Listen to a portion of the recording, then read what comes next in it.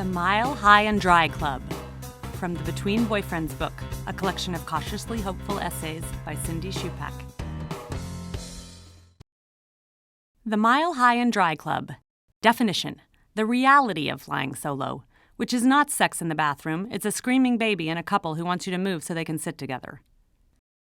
Hi, he said. He was adorable, and he appeared to have the seat next to mine on the plane. That never happens. I usually end up sitting next to someone with a child, which means either making silly faces for 5 hours or appearing to be a woman who doesn't like children. I do like children. I want to have some eventually. I just don't want to fly with them. In fact, I have no political aspirations, but I did once come up with what I think is an excellent program to keep teenage girls from getting pregnant. Give them a baby, preferably one with an earache, for the duration of a cross-country flight. The child's parents could sit in another row and enjoy a little break. The teenager could fly free, an incentive for the teenager and the parents. And the teen pregnancy rate would plummet. It's a good idea, don't you think? If anybody in elected office or in charge of an airline is listening to this, it's yours. All I ask is that you get this program in place before I have a child. I am somewhat chastised because the last time I flew, I was looking forward to sleeping on the plane, and a woman with a screaming baby got on board, and I was thinking, please don't let that baby be sitting next to me, please don't let that baby be sitting next to me, and of course, he was sitting next to me. And this baby looked healthy, like he could scream all the way to LA and back.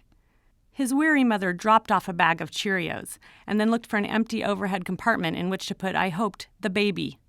I took this opportunity to surreptitiously summon a flight attendant and said that if another seat opened up, I would very much like to move. She nodded sympathetically. Then the woman sat down and let out a big sigh and said, "It's so hard to travel with a baby. When I was pregnant, everybody was so nice, and now it's like I'm a pariah."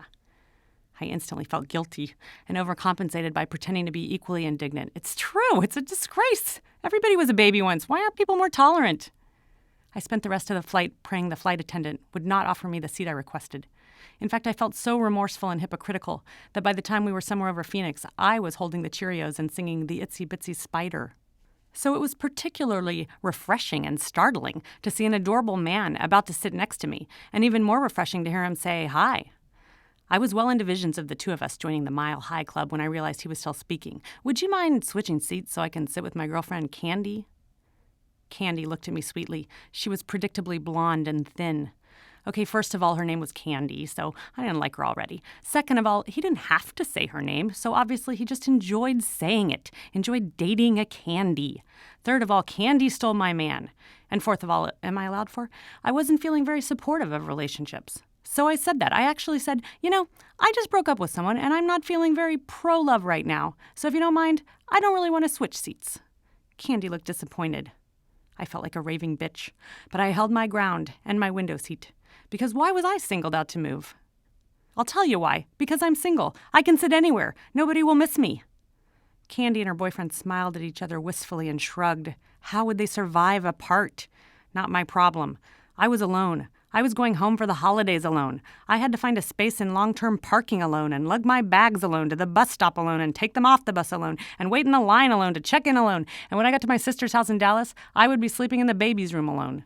So I figured Candy could be alone for one fucking flight. Her boyfriend turned out to be a very nice guy. We talked the whole way to Dallas, and we didn't talk about her. She was barely a blip on our radar. When he asked me for a pen, I knew Candy was on the way out. He would give me his number, and we would end up together, and the whole thing would make a great story, all because I wouldn't give up my seat.